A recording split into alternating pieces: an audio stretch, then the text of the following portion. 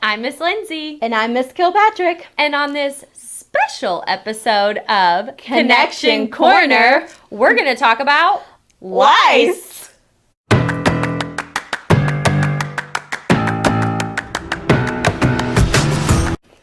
So lice are tiny little bugs that can live in your hair.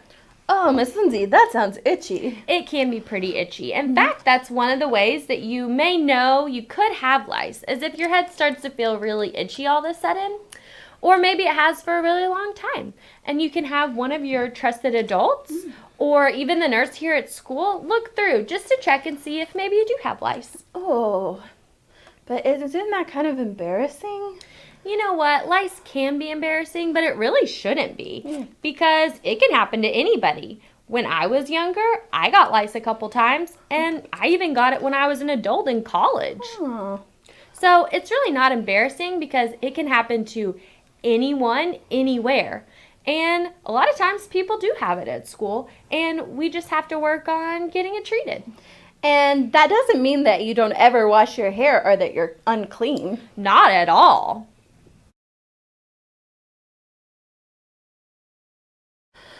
Are there things I can do to keep from getting lice? There are, because sometimes we like to hug and show affection to our friends and other people. Oh, yes, I do love to do that. But how can I do it and still maybe keep from getting lice? So, one of the ways that lice is passed is through head-to-head contact. So, when we give a hug like this, our heads touch.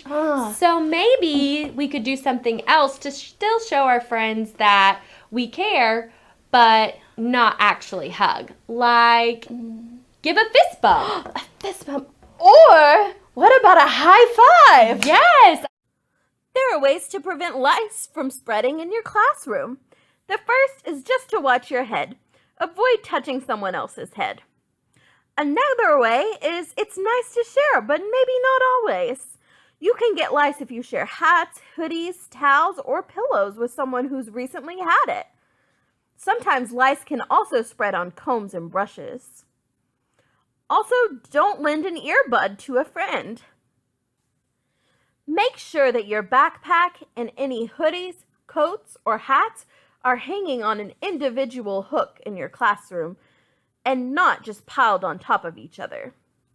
Remember, these rules still apply if you're on the bus, a field trip, or maybe even a sleepover with friends.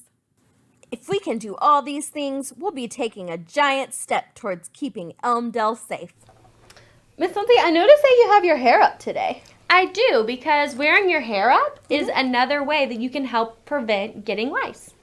Oh. So, if you know that some other people may have lice in your classroom or that you come in contact with a lot, maybe if you have longer hair, you could put your hair up for the next couple of days. I bet I can do that.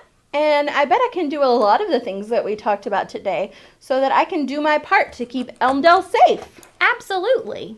But in the meantime, we all have the power to connect.